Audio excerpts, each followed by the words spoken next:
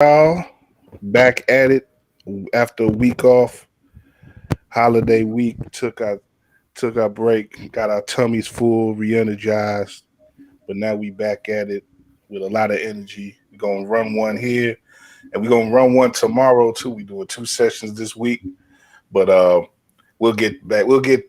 I'll give you more about the second session Wednesday at the end of the show. But today we're back at it with a traditional running with war session. We got our four corners offense here with complete with Gave down there in the box. We got Drew on the high post and out on the wing. We got our man hitting those shots for us whenever we need them. Mr. Josh Hicks. What's going on, fellas? What's up, man? What's happening? What's happening? Yeah. Let's get this not waste no time. You know, I got a good array of subjects to get us into a little college stuff as well as pro stuff. But I always have something that I either forget to put on the rundown, or I just or so it comes later.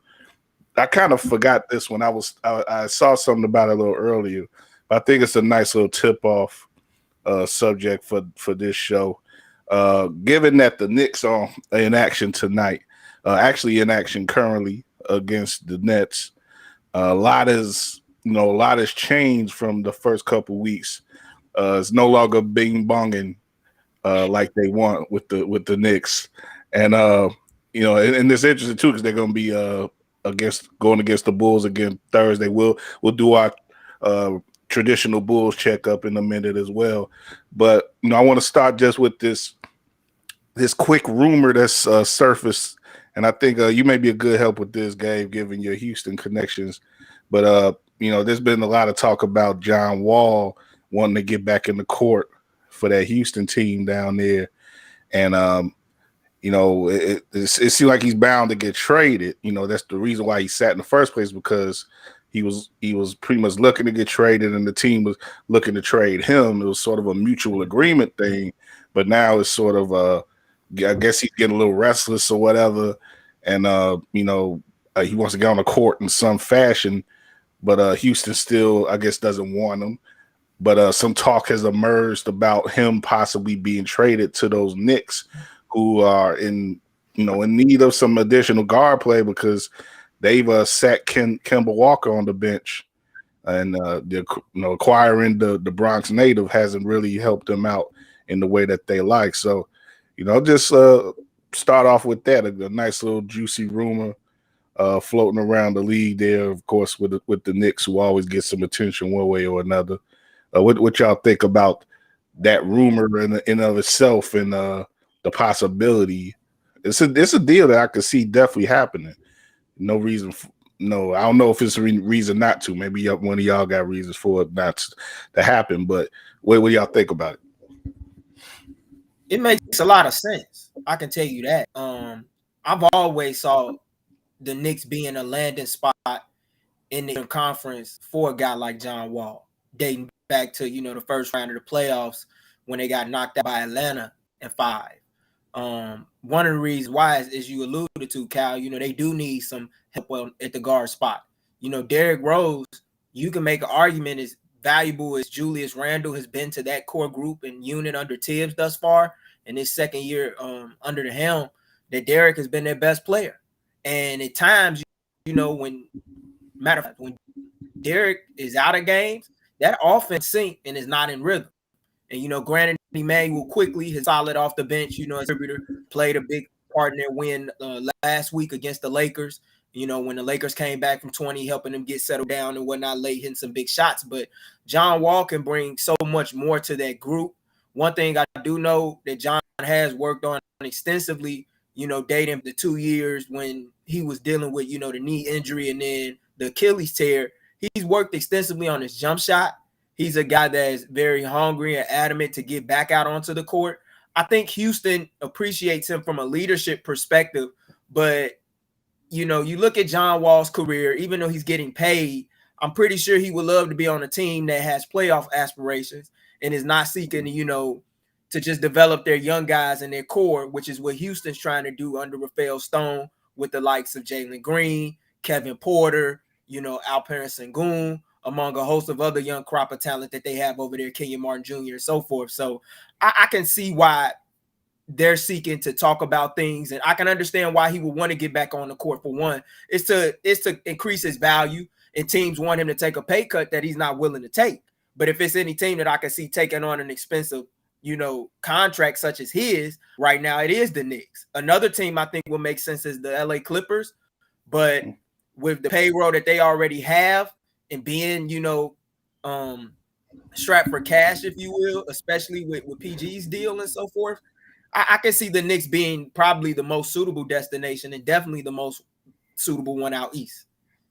Yeah, I was going to ask you if there were any other teams you think may be in play for Wall in the coming weeks, but you mentioned Clippers. Any other ones that you could possibly see inquiring about them, maybe? Not at this time, because it's so many others. I mean, you never know. I know Miami was a destination for many years, but once they decided to give Kyle Lowry a big payday and take care of PJ Tucker, I just don't see how they can make it work from a financial standpoint. But when I look at the Knicks, that's a destination that I always saw, because I always felt like this offseason they were going to try and get them a guard, around their bench or what have you, or someone that could come in and start to take the pressure off of Derek and so forth like that, who at this stage in his career, as great as he is, his body just isn't the same. And it's some nights where he's going to have to sit out and he's going to have to miss games. And they're going to need a guy like John Wall who can lead that offense, get them into their sets, as well as, get other guys set for easy bucks. He'll make Julius Randle's life a lot easier.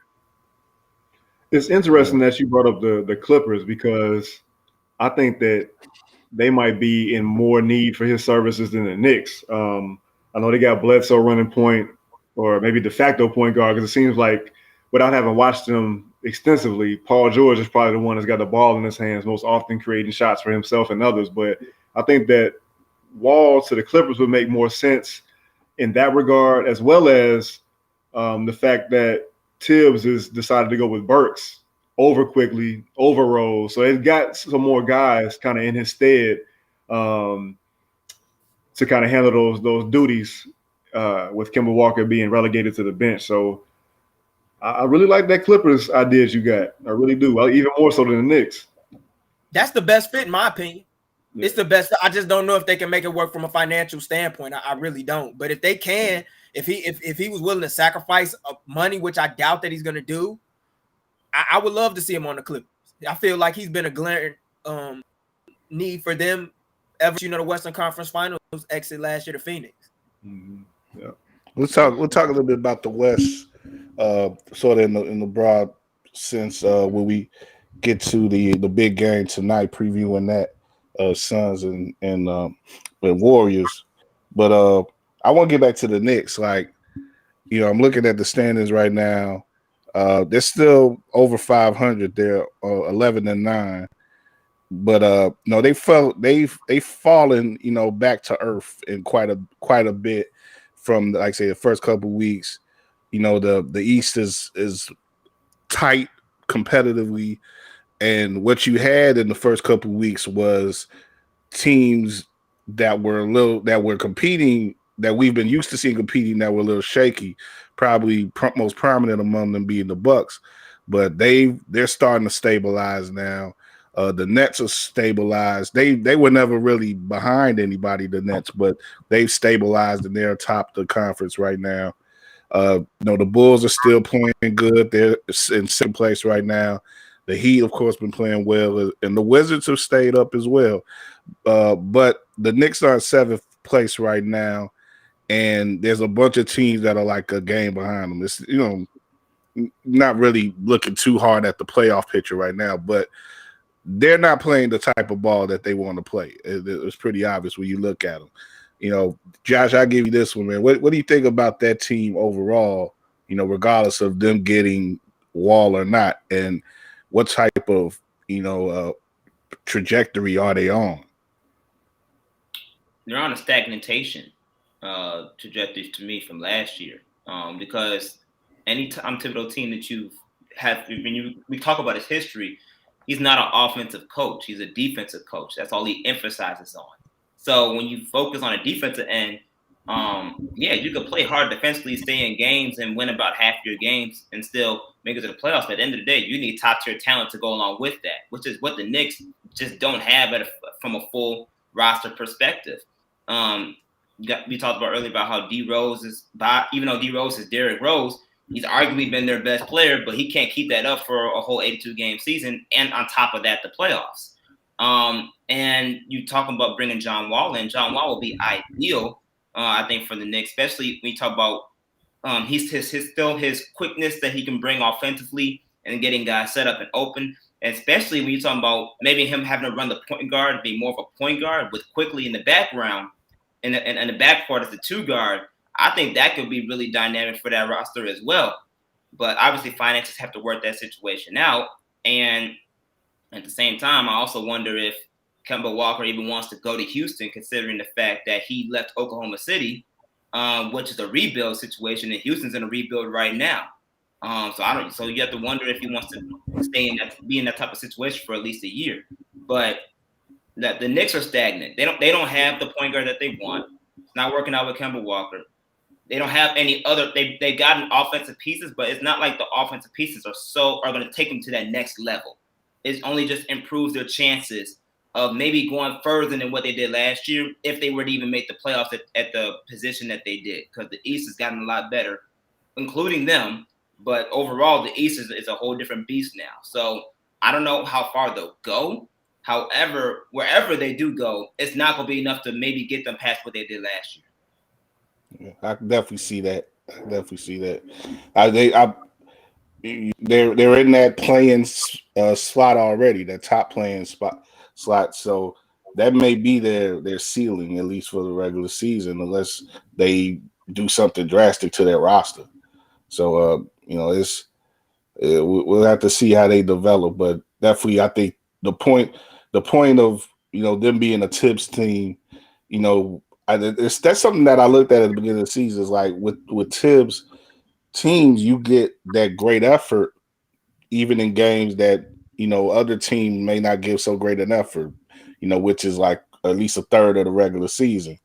But Tibbs teams always give you more than you expect, but they burn out too. So this is sort of reaching that burnout point, and they don't have. Maybe it'd be different if they had D Rose from 10 years ago, but they don't. So, they need some reinforcements. Yeah. They're missing like a headliner to take ease even more of that pressure off of Julius Randle and some of that burden off of Derrick Rose. But who it is and when that person will come, I don't know. I mean, I'm glad you brought that up, Drew. Yeah, about them missing a headline. That's very true. Yeah, it definitely is. And I would think I would even want to make an argument that because Tibbs had a prime D Rose, he doesn't know how to even put an office together in general, because even in Chicago, the whole office was Derrick Rose in the prime. Even with Jimmy Butler there, Derrick Rose was the main guy for Tibbs. So can you argue and make a fact that offensively, he can actually run an offense without a mega superstar role like that? You really can't. Yeah. You're right about that, because Rose has been everywhere he's coached, like even Minnesota. I can go back 2 years ago, my first year covering the Rockets. I never forget the first round series. There were so many times when that offense looked very stagnant, when Butler was trying to play de facto point guard, and when Rose would come in and lead that second unit, they looked a lot better as a group. And he has always been at every single stop. But I think it's a bad look anytime you have a guy like Rose at this stage of his career as a six man is your best player.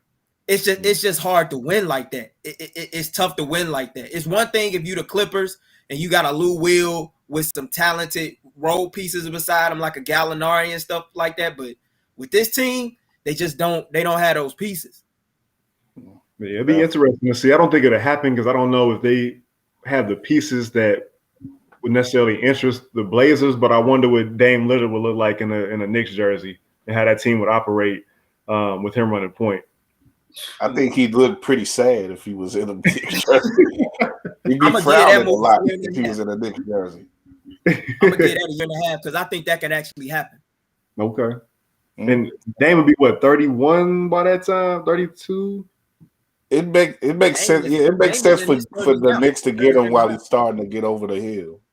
But even if that option were to come into play, how does that play in a role with what Brooklyn has? Because you got KD for the long term because he signed his extension, but Kyrie Irving, we don't know what's going to happen with him.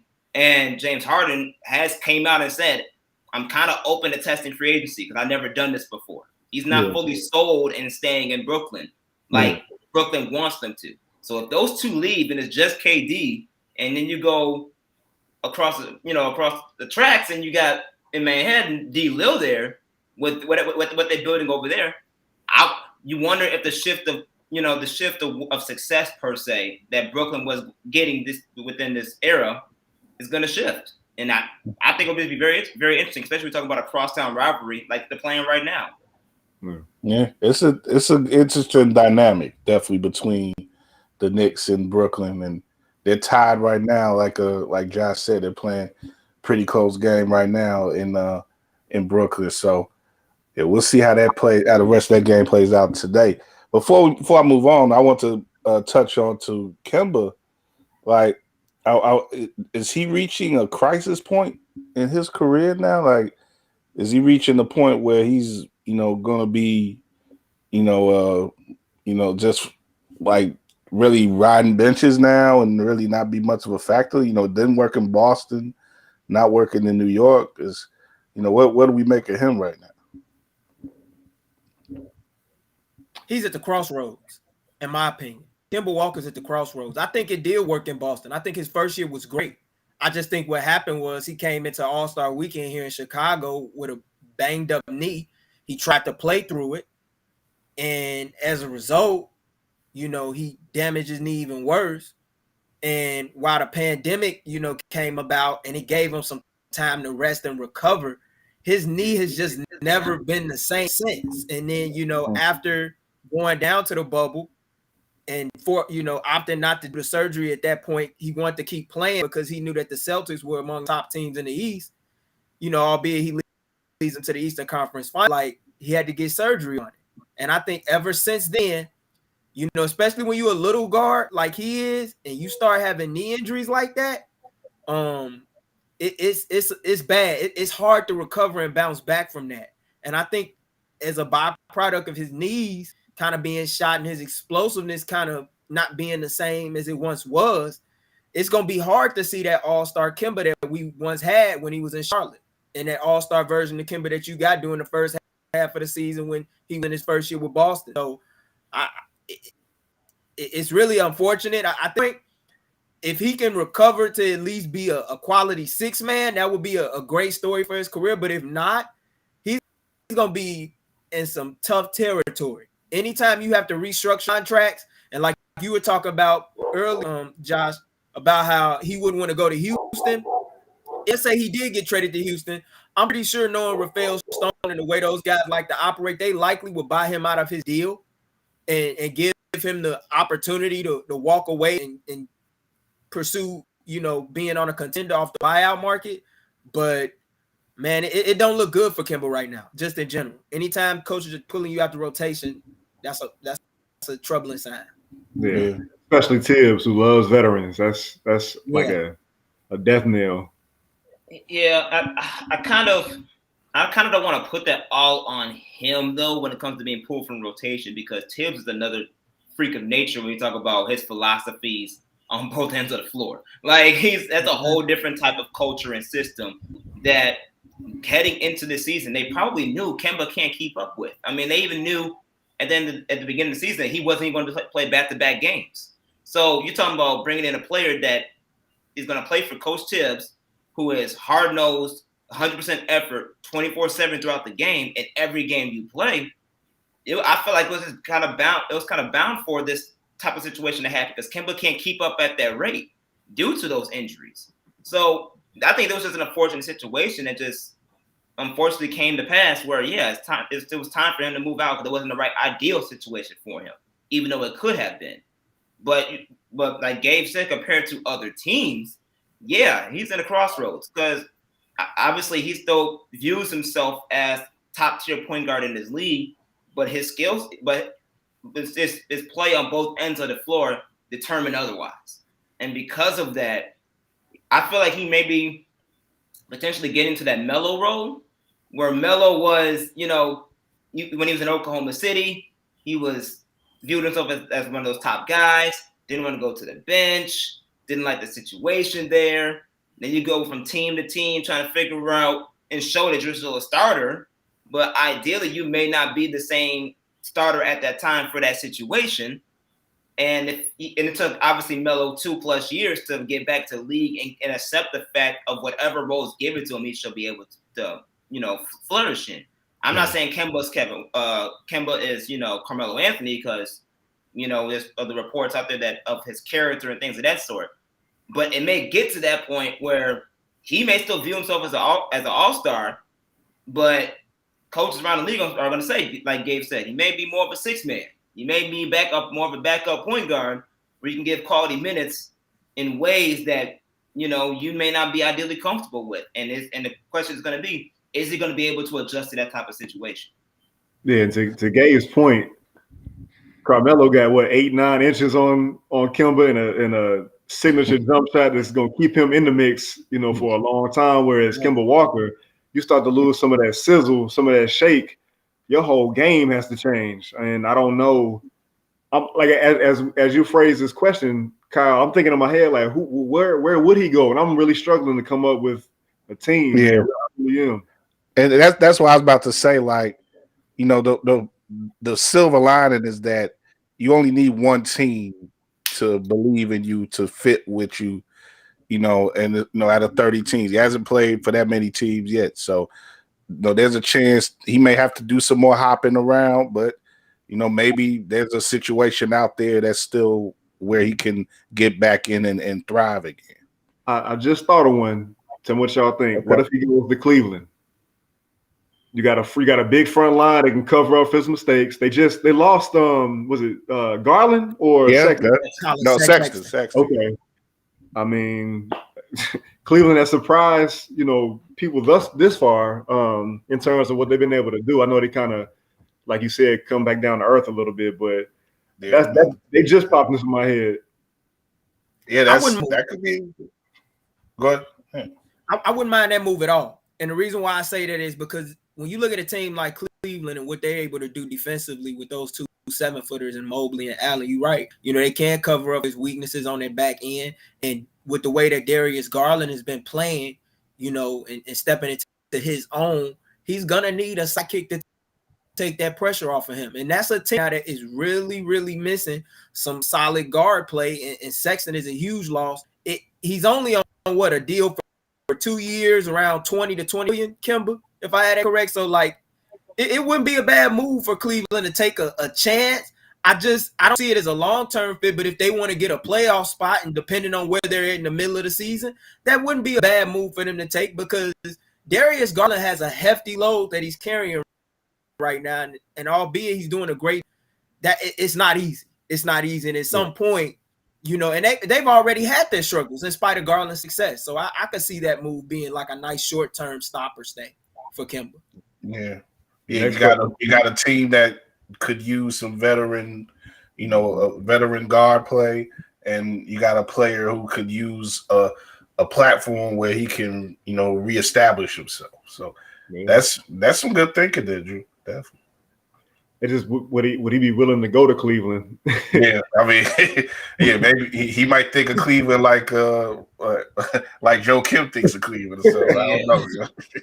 He don't have a choice, in my opinion. At this stage of his career, it could be hard for a player to come to that way of thinking, though, Gabe. He'll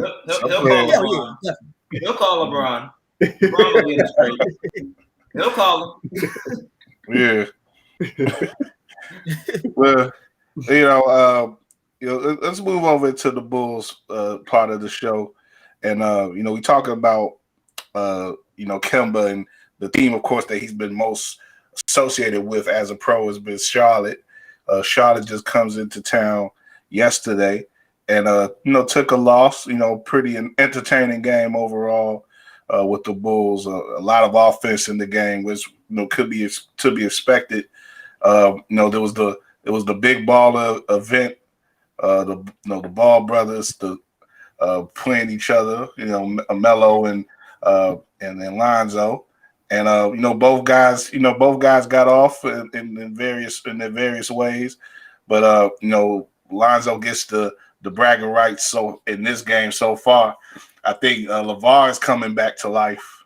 Got the putting on events in the city and coming through with the shoes and hats saying "I told you so" and everything. I'm wondering. Me and Drew spoke about this a little bit yesterday on my show. On my Monday show, is like, he may be starting to come back to life, and I wonder if we're going to see him a lot more in Chicago and hear him a lot more as well. So, but you guys got any thoughts on that game yesterday? I think Cleveland, Charlotte, another team that is looking like it improved itself quite a bit in the offseason and is ready for a playoff push. They were up there, record-wise, right with the Bulls coming into the game, 13-9 to the Bulls 13-8. So a little bit more separation. The Bulls get to, exert for themselves against another playoff contender with that win. I guess the big story in the game for the Bulls has to be Nikola Vucevic having his best game of the year, and then seeing for the first time with this unit just what ideally he could be in this situation. So, you guys got any thoughts? Like I say, got any thoughts in general about the game yesterday?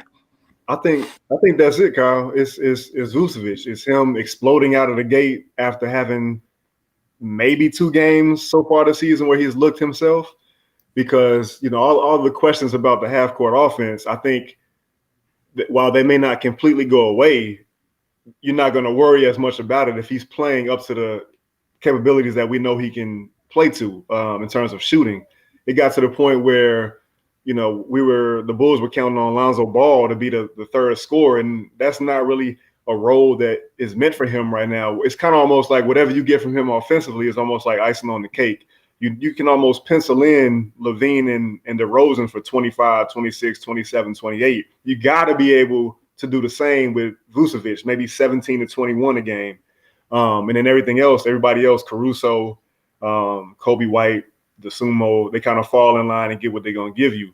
But the potential for this team right now looks like it's going to rest on Vucevic and how well he can shoot and how consistent he can be as a pick and pop partner with Levine and DeRozan and Ball. So that's my biggest takeaway. I feel like that's got to be everybody's biggest takeaway from that game. Not to mention Levine playing under the weather. I think that just goes more into the fact of how hard that guy wants to compete and how much he wants to win.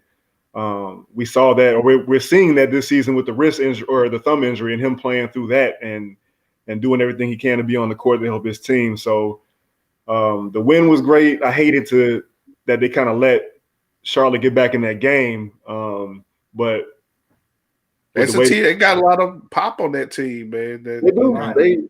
Like you said, it was very entertaining to watch. One thing I do want to mention that I had never, maybe y'all have, I've heard of pulling the chair in the post, but Lonzo Ball did that. I don't remember who it was. Did that to somebody on a fast break that was trying to Euro step him, and that was crazy. I've never seen anybody do that before. Maybe I'm just getting old and like mundane things excite me, but that was crazy. Like the timing and the athleticism you got to have to pull that off. That was impressive. It really was.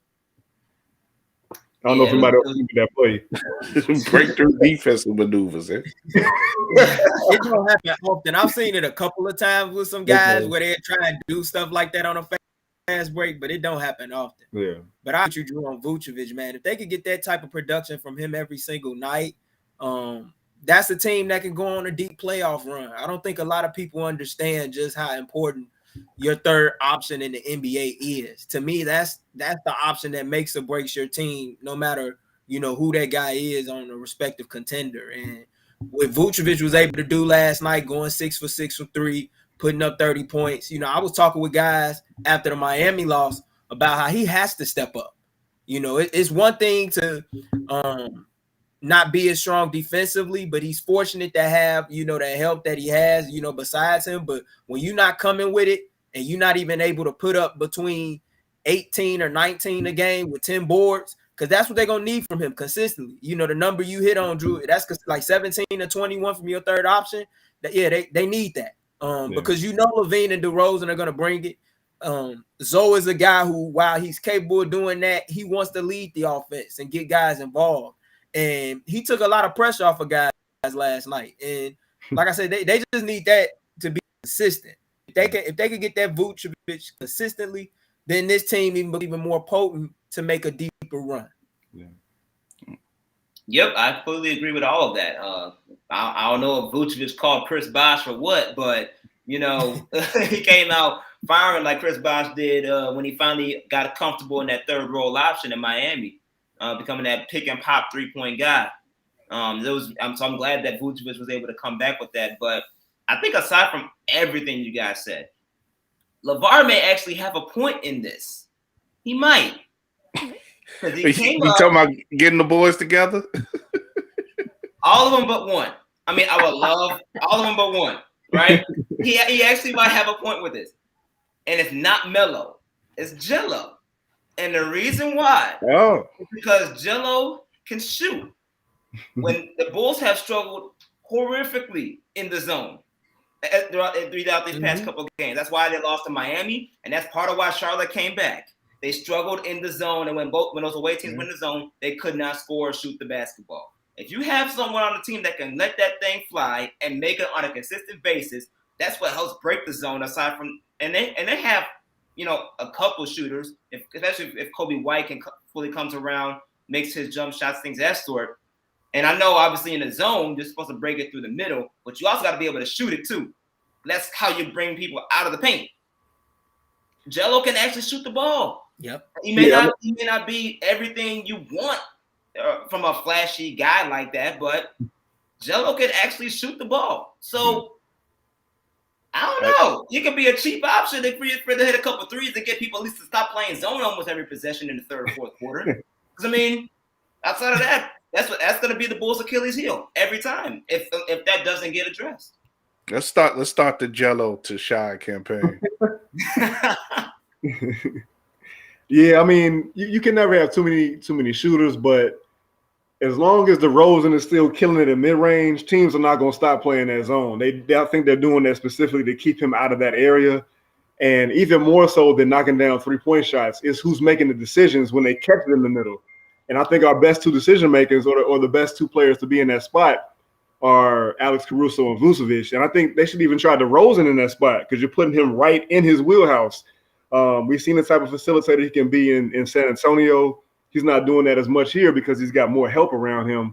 But I really would like to see Donovan put him in the middle of that zone and see what can happen because I feel like it's not going to be any worse than what we've seen.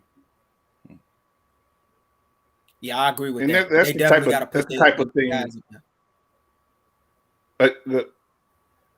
Yeah, they got to put they guys in the middle of their zone that's capable of making plays and know how to pass out of double teams and so forth like that.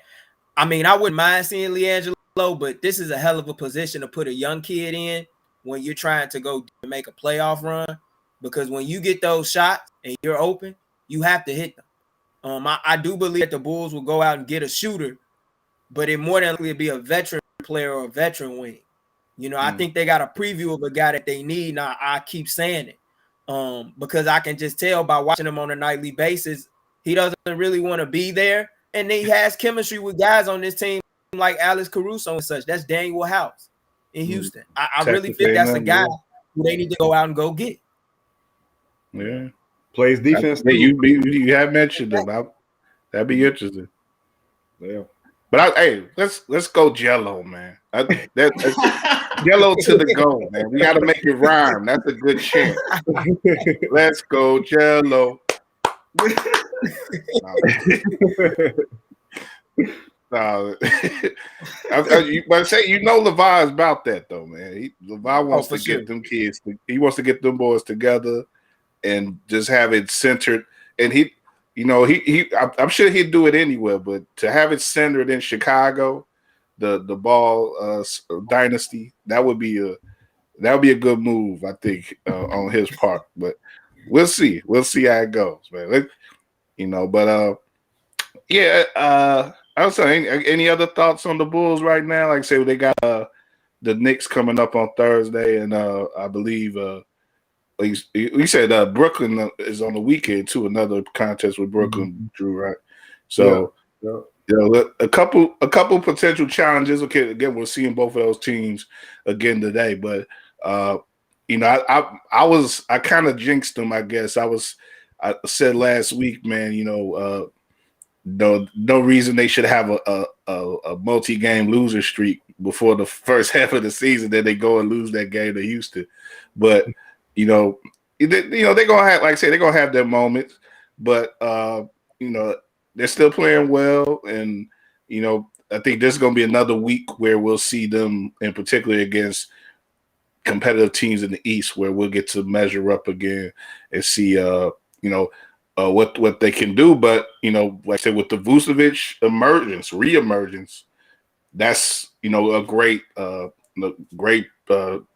thing to see there. And if he can if he could be in the middle of that offense, setting screens, making passes, and hitting J's, I say that's what the Bulls want. Yeah, I just want to add this. 22 games in with 14 wins. I think we all, anybody, Bulls observers, anybody is happy with where they are. Yeah. And the potential is for them to do even more, do even better is there as well. With the offense still not quite clicking the way that we all thought it would before the season started, and Vucevic still not having shown the consistency yet that we think he will. Most of us at least think he will. And that, I think, should give this front office all the impetus it needs to try to make a move, which I think, man, Harrison Barnes, if they are somehow able to get that dude in here to play the 4, to be their starting 4, I've heard this floated around a little bit since the season started. If they're able to get that dude, that changes a lot of things for this team. I feel like Harrison Barnes is playing right now what they hope Patrick Williams turns into. And I'm not necessarily down on Patrick Williams, but if you can flip him and get Harrison Barnes to go all in the way that this front office has already shown that they want to do, I think you got to go for that. So that'll be something to keep track of. I don't know if what was floated out there was Patrick Williams and Derrick Jones's expiring contract. I don't know if that'll be enough for the Kings, but if it is, look out, man. The Kings are definitely a team that if you were to hope that a team would have a fire sale, I say if you were to hope that a team in the league would have a fire sale, it's probably the Kings, because they got some talent on that team. They just don't know what the hell to do with any of it. So you might as well just break bread with them and disperse them across the league. They've been fire selling since what? I don't know how long. Sewell, maybe. Since Boogie, like they've been fire selling since Boogie was there. Like, well, I mean, yeah, they've all their key players they seem to have let go over time, but they need to just do it all at once. Like even the coach with Jaeger, like, man, yeah, this is mismanagement, man. Jaeger now Walton's gone, so yeah, I don't know what probably the most mismanaged team. Yeah. Right, the most mismanaged team you got to say in the league right now, unfortunately. But a couple teams that aren't mismanaged are going to be going off in a contest tonight. A real unique battle, and that it's the first time that two teams with 850 winning percentages and each with winning streaks of at least 7 games are going against each other in the league, and that's the Suns and the Warriors, 18-2 and 17-3, going at it tonight, man. A big time matchup. You know, we go, Paul against Steph. You got the whole thing about a lot of people saying Steph against Booker in a lot of ways, but you just got two teams that are really, at least in their play right now, just seem to be ahead above everybody else in the league, and they're going to be battling out for the class of the West right now. What do you guys' thoughts on this matchup, and what do you think you're going to see? What do you think we're going to see tonight? And do you think how important do you think this game is at this? It's still very early in the season, of course, but these are two teams that are sort of they're going to size each other up and see just what they're made, what they're in for as the season goes on and the possible playoffs shape up. I think this is a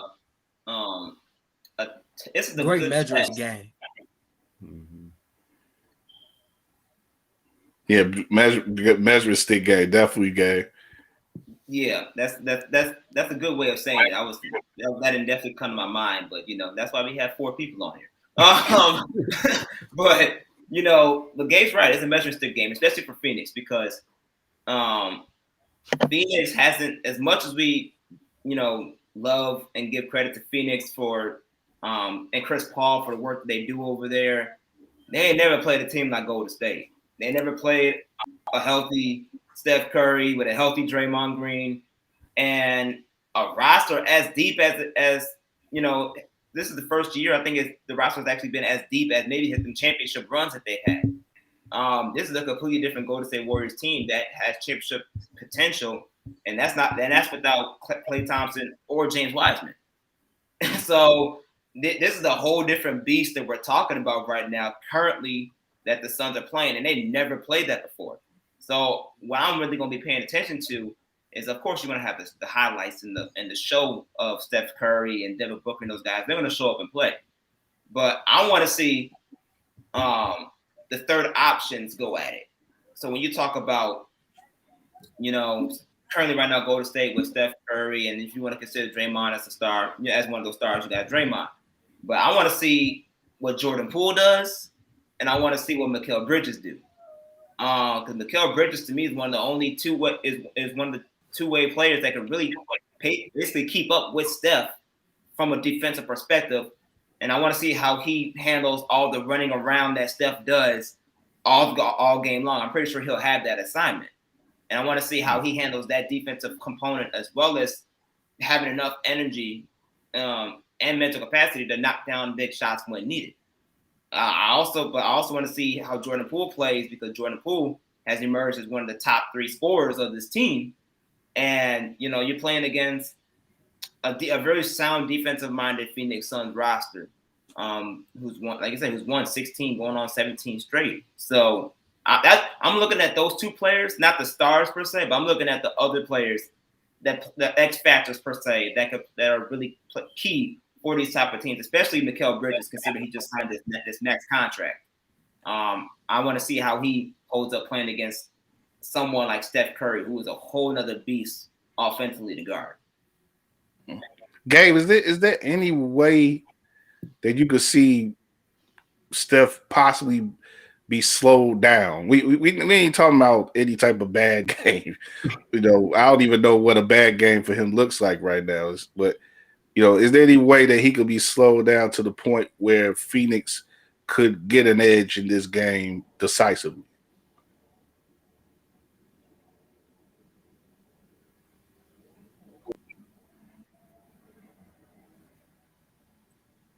I don't know if you can slow him down.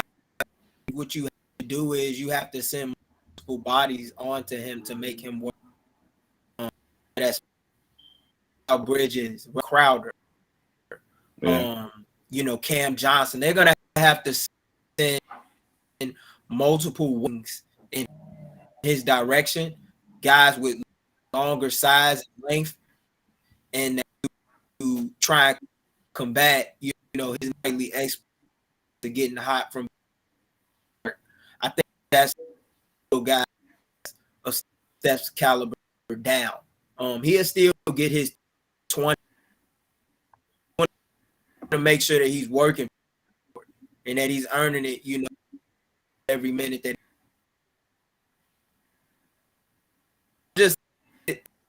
that you see two of the game best offenses. I think in right now, Monty Williams are by far the top offensive tacticians that we have in this league right now, with the way they're, using guys and putting guys in positions to succeed. Watching Phoenix offense basis, to me right now, the hottest offense in the league. They move the ball around. Guys are very comfortable in accepting their role, and trying to overdo things. Chris Paul's the maestro, and he's handling things. I expect to see him hunting Stephen Curry and pick and roll sets often, and from the game to the end. I see a lot of that as well, even though Steph proved as a defender and has really gave a lot of effort to that end. And I think now he's really at the talk down about his defense being as like it once was, the last 5 or 6 years. So I it's really no way you slow Steph down, but you just work. And Drew, what are your thoughts on tonight's game, man? I think it's going to be electric, man. It's almost like how can it not be with these two teams matching up? I think if the Suns win, that'll be a record for their franchise. They get their 17th win tonight. But I'm going the opposite of Josh, actually. I'm looking at this as a measure stick game for the Warriors, because the Suns, they've got the most recent success in terms of getting to the finals last year. Both of these teams have gotten a little fat off of some bad teams and or good teams who were without their best players. But the Warriors have also been at home a lot of this first quarter of the season. So if they can go into Phoenix and still a win, that'll be huge. And these two teams play again, I think, on Friday. So I'm just looking forward to the game, man. It's like an ode to modern basketball tonight. A lot of switchability, a lot of shooting.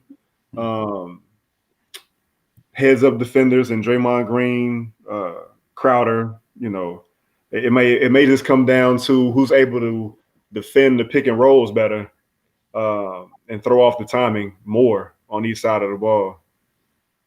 Do y'all see any, bringing it to an individual level, any sort of pressure on a guy like Booker tonight, like to show himself in a game that is of this importance that everybody in the league is going to be looking at, to sort of measure himself up to Steph to possibly play the best game on the court tonight?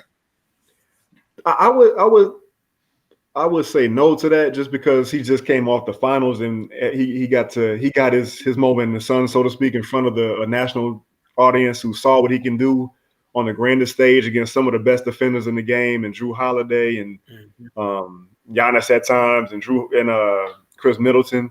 So I think people know what he's about, to the point where if he has a not so good game on national TV, it's not like people are second guessing his skills or his abilities. I think there is a possibility, though, that if he doesn't show up too much tonight, that could be overplayed. So that's the tough part about being in the position that he's in right now, where you're emerging, but you still haven't really held the league captive yet. Like people, you say, Drew, people know who he is, but he hasn't come through in the way. Sort of akin to what Giannis was in, the position that he was in prior to last year. So, I'm definitely interested to see how he how Booker plays tonight and how people respond to it. That's a good point. I mean, I'm guessing he's going to be matched up against Wiggins, although to be aggressive. Expect him to come out early.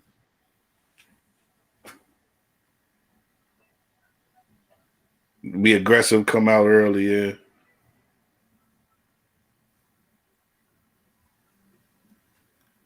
Yeah, it's gonna be a fun one, man. This is, like I said, a rare matchup that we get in the regular season at this, pre-Christmas part of this regular season. A matchup with this many storylines and this much, weight to it. So yeah, definitely. That I guess that'll be coming up after the Knicks and Nets on TNT.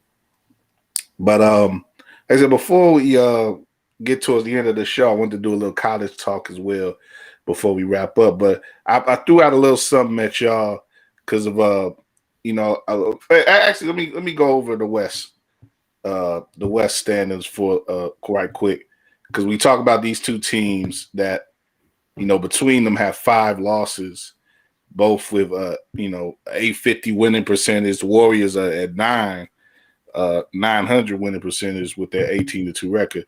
The only other team in the West that has less than 9 losses right now is the Mavericks, who are 10-9. Everybody else has at least 10 losses, and that sort of goes into what Drew mentioned just a minute ago about the Warriors and Suns maybe fattening up on some weaker competition. When you go past that 10 mark in the West, and that's where the playing teams in. You got the Trailblazers at 10 and 11 right there at 10. Then after that, you got the Kings, Spurs, Thunder, Pelicans, and Rockets at the last 5 spots, and they all have at least 13 losses. Rockets have the worst record in 4-16.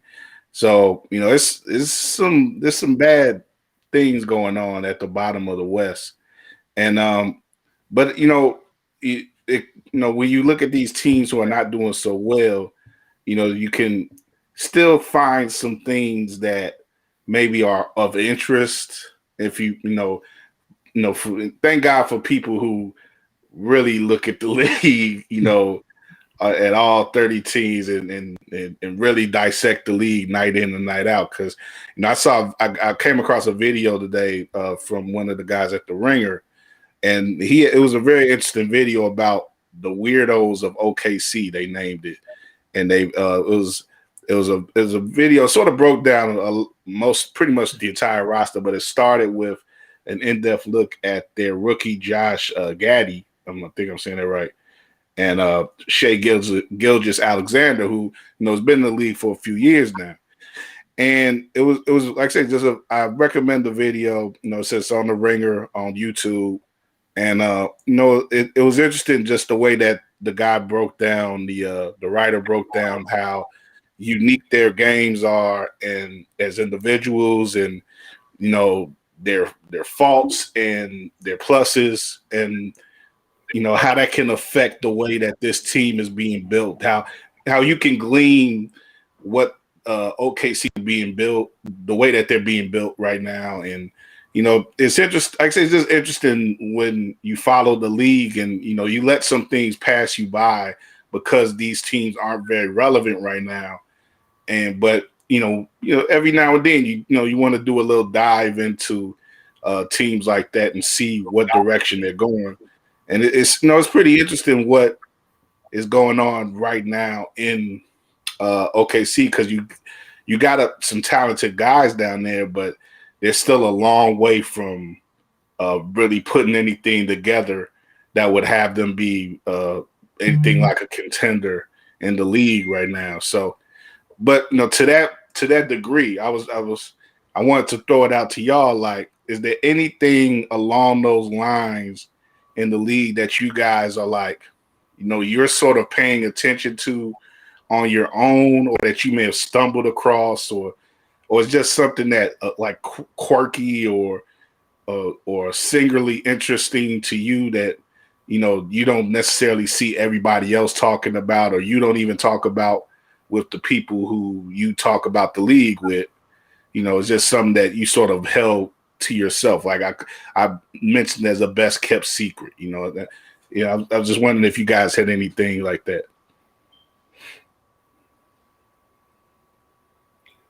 So I'm actually, it happened because of the 2 game from Memphis. Oh no, you go ahead, Gabe. I'm sorry.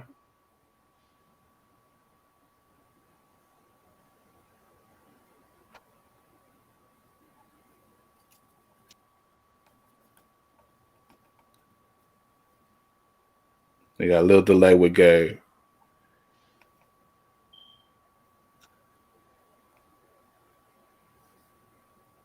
Yeah, I'm gonna say Desmond Bain from Okay. Bain. He's increased scoring average up to like 6.5 points per game. A guy who is like of an Eric Gordon mode, 6'5", like 210, can really shoot the ball, and just draft last year. In my opinion, he didn't have a tournament run with TCU, who was the top 25 team. Going into the pandemic, I just really like his game. This is a guy like 20 or more. I want to say several times in the month of November. Next to Ja Morant, you always hit him, but you haven't heard a single national columnist really show Desmond Bain a lot of love. That he possesses a stout defender, a guy that can shoot the lights out. I would not be surprised within the next 3 to 5 years if he's an all-star in this league. Like, I believe in a lot. And he's a hard-working guy. I think, the youth movement in Houston, but Desmond Bain is really a name that people need to know about. And this just his second year, right?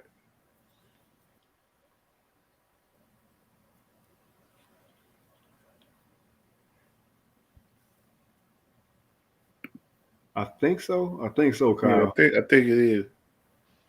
Mm-hmm. Yeah. On my end, He say yeah. Gabe. Go ahead, Drew. Gabe answers make mine feel boring, but it's for me. It's the Sixers on a certain level. Out of TCU, I know they're 11-10. Okay. I know they're 11-10 right now, but they're 8-3 with Embiid. Obviously, they got this whole cloud with Ben Simmons hanging over the team's head, the franchise head. We're trying to figure out what it is they're going to do. But, like I said, the 8-3 with Embiid, had some guys in and out of the lineup. Tobias Harris was in and out of the lineup. They've been counting on Paul Reed. I believe the Paul product, right? Yeah, Paul Reed, Yeah. Playing some good minutes for that team, but they've also, in addition to Embiid, they've got like 6 other guys averaging double figures, 5 or 6, and then Korkmaz is like at 9.7, so he's right there too.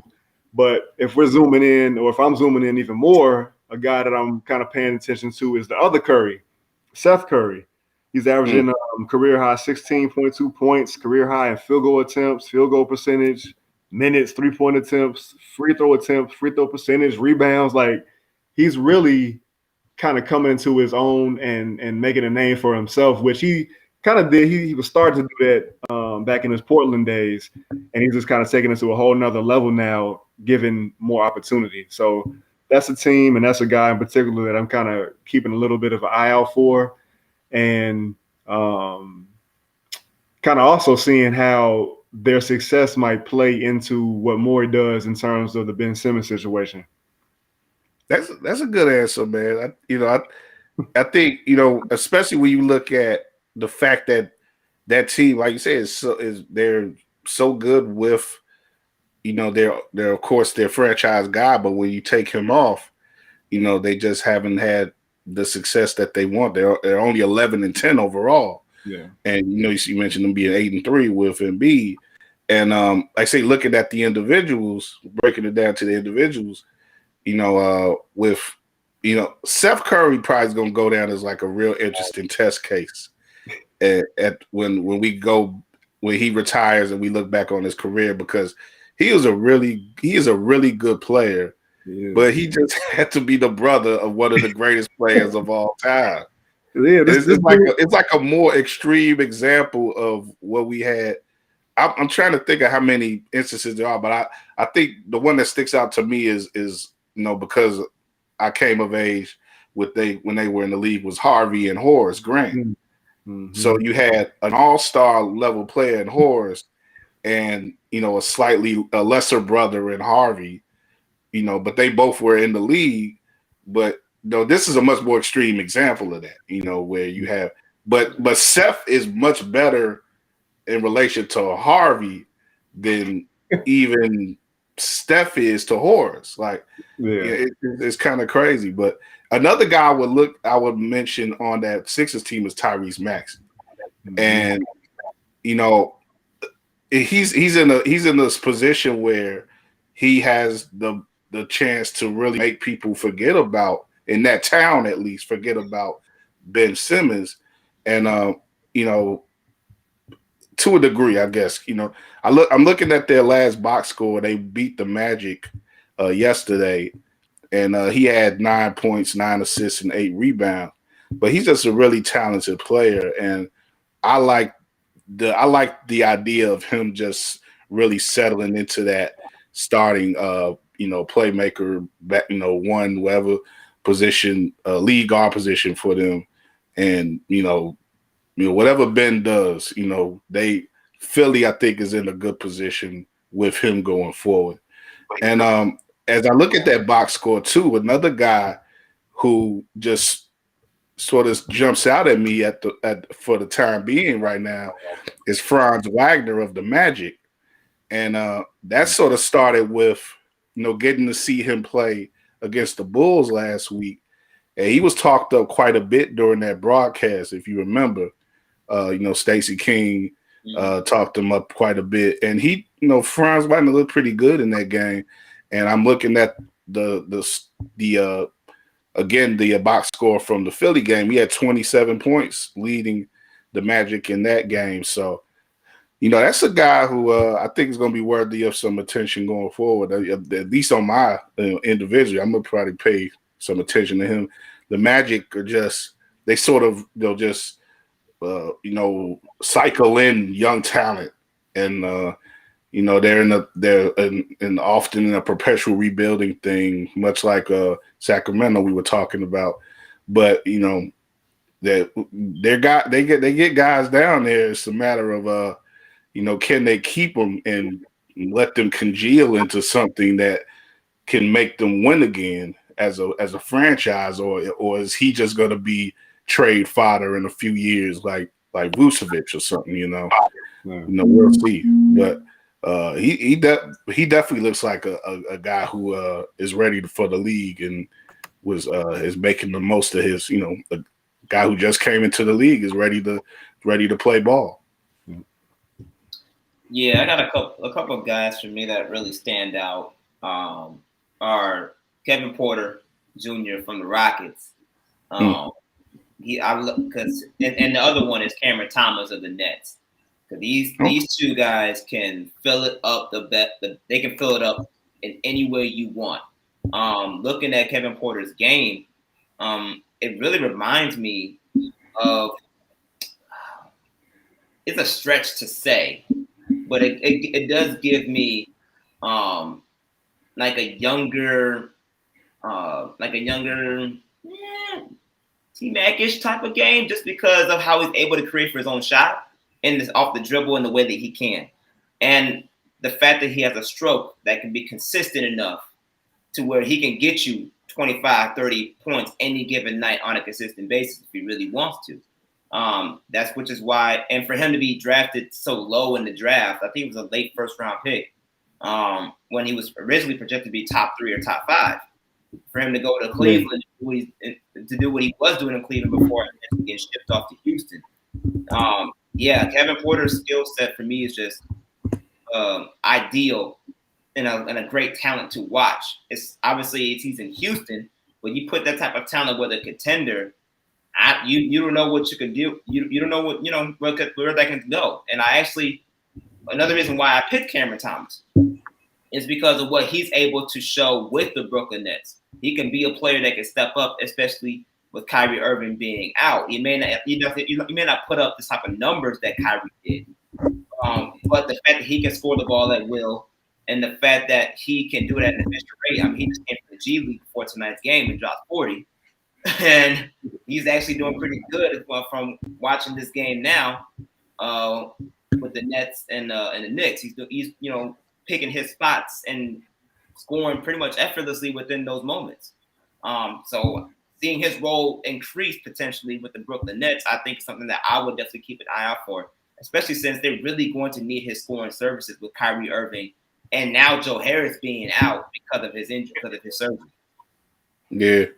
I'm looking at I just did a quick search on Cam Thomas, and New York Post got a feature up on him that just came up in the last hour saying that the Nets are happy with his development. So yeah, that's a good one, man. I'm definitely I'll take a closer look too. You know, the fact that he's on like you said with Kevin Porter, like he's in a position where you want Porter to be with a competing team. So whatever Cam does is going to be done under a microscope. Being in New York and being on that Nets team, which a lot of people are favoring to win the East. So yeah, that's a good one. Yeah, man. I got to give a shout out to Rashad Phillips on that one. Rashad, man, he's been big on Cam Thomas, free draft all the way up until now. And, Rashad is normally spot on with his analysis, man. So for him to bring that's how I found out about Cam. And, he's been right this whole time. So definitely shout out to Shad for his analysis and putting the world on notice with that. Yeah, there you go. Hey, that's definitely a guy a lot of people listen to, Rashad Phillips. Definitely. And you mentioned those guys being late picks. Cam was picked 27th in this past summer's draft, and Porter was it was a 30th pick in the 19th draft. So definitely be interesting to see how they project upon beyond their starts in the league, where they were picked to, in their initial draft. So, all right.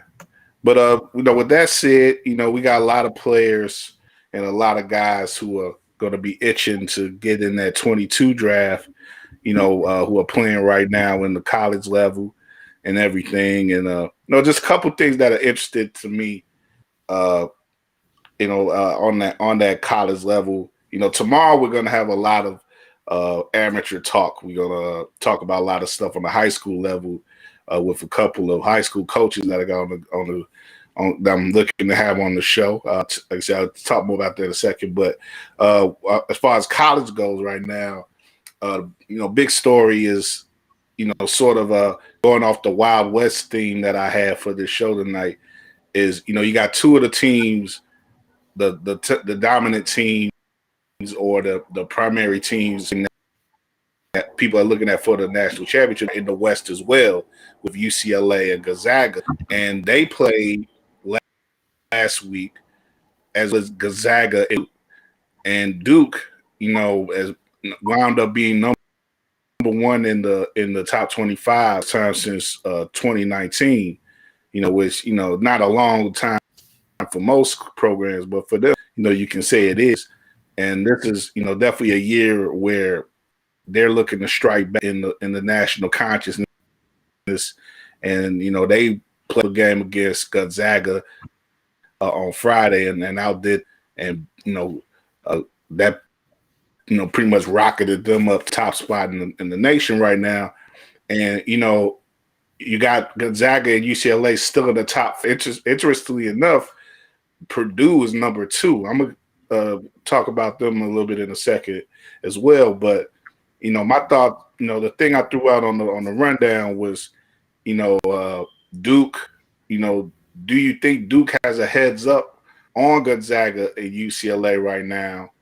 And, I'll give this one to Gabe because I think Gabe probably paid more attention to it than even I did. But Gabe, I'm glad to have you back on, man. But what are your thoughts on those top teams in the nation? Now you got pretty much those three teams I mentioned, along with the reigning national champs, Baylor.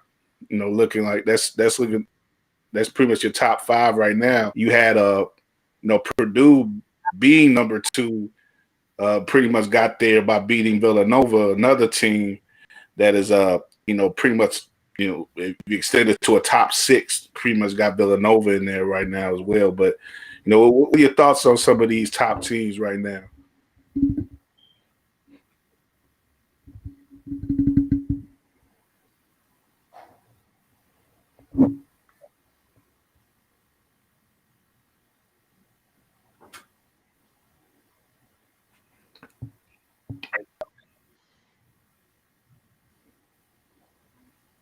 I think they got a little issue with the signal.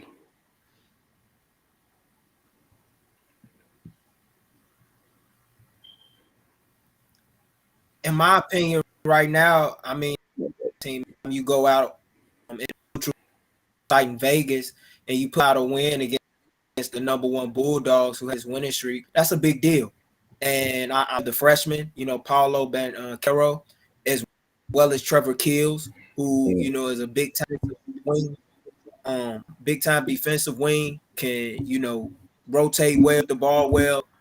I think Duke is the clear cut number one team right now. They played the top 10 teams in the country and they beat Gonzaga. I think should have been ranked number 2, albeit took Gonzaga over Purdue. I think UCLA they're lagging. UCLA is lagging. I like the returning starters that they have, but they got to get some athletic interior, and at some point they're gonna have to call upon Peyton Watson to step up for them big time off the wing and play in the starting five. He has no big bench at this point, in my opinion. The kid out of Long Beach, they got to play him immediately because I think he can make a big difference for him. But overall, I would go with Duke right now. I think Duke is the number one country. I also like the big man that they have, Williams, who's a good roller and a rim protector. He's a guy that I could see maybe in if he has a big time down him at AC as well as Mark.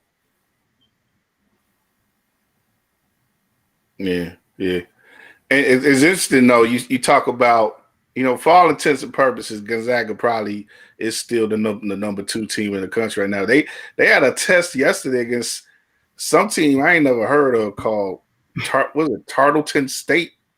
Like I don't even know what the hell that school was, man. But they played them pretty tough last night, and but that probably was just an outlier in regards to Gonzaga. They had a bad shooting night.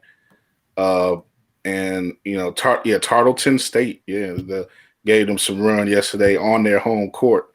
So, that happens though with college kids. But it's interesting that Purdue gets to slide in there and get some time to shine, because Purdue is Big Ten school. We have certain familiarity with them to their with their proximity to Chicago. Even though like West Lafayette may as well be another world in some ways. Like it makes me think of traveling to it's not West Lafayette, but I remember going to what's that place?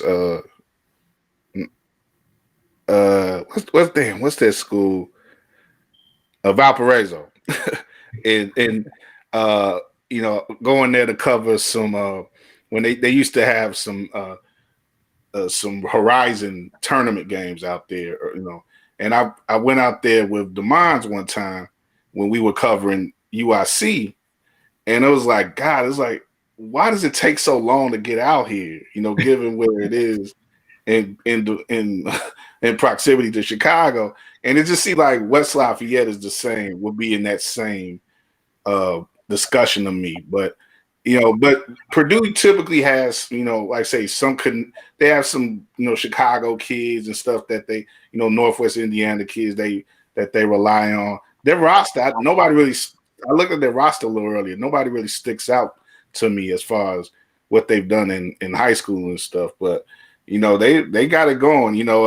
Matt Painter. Me and Drew, we're familiar with Matt Painter from his history with Southern Illinois. He's a good coach, and he's made a quite a reputation for himself at Purdue. Pretty much following up under Gene Cady, and who was his mentor.